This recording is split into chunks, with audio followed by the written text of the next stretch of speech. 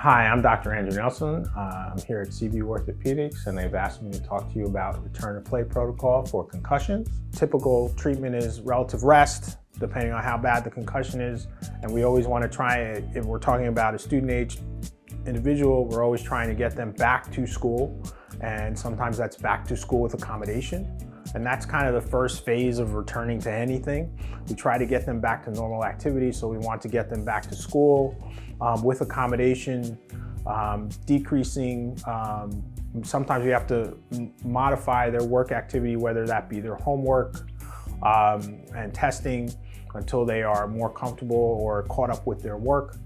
And then once we start to see them getting better in that range where they're comfortable with school and their symptoms are coming down, then we look at trying to get them to increase their activity, usually some light exercise, which includes walking, maybe riding a stationary bike, and usually it's just like 10-15 minutes at first and see how they do. You wanna see how they're feeling the next day. If they're feeling okay, you can start to increase with that, and then you're gonna increase your aerobic activity. And then it's kind of a step-by-step thing, depending on the sport they're playing. Okay, we'll use the collision sports, hockey, football. Those are the hardest sports to get back to because we have to get them back to playing a high-end sport that potentially could give them another concussion. So we need to make sure that they're very well healed at that point. So the process is pretty much no symptoms, light activity. Then we go to higher aerobic activity where they're going to be doing longer aerobic, longer runs, longer active cardiovascular activity. Maybe we can add some light weights depending on how they're feeling. And then we're gonna check them that day, or you're gonna check your kid that day and the next day. A lot of times if they are in a competitive sport, you can talk to the coaches about that as well. So they're checking them too. And obviously the teachers and nurses at school will be involved because we've already had them in school. So now we've gotten to day, so that's usually day one, very light activity.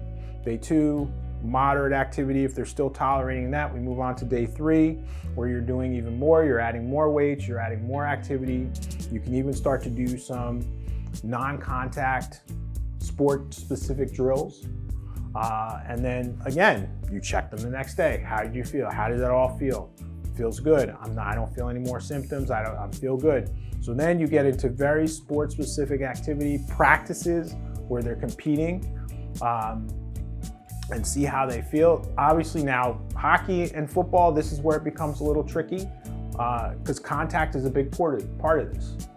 Contact is obviously the thing that's going to hurt them the most, so that they could have reoccurrence of their concussion. So football, hockey, you've got to get them in a real-time practice at some point. So after that hardcore practice where it was non-contact still, now you need to get to a contact practice. And that's the hard part. So then how'd you feel? How'd everything go? If they felt okay after that, then they can compete. So if your student athlete or athlete has any history of concussion or is having any symptoms of concussion, please come and see me and we can get them back on the field.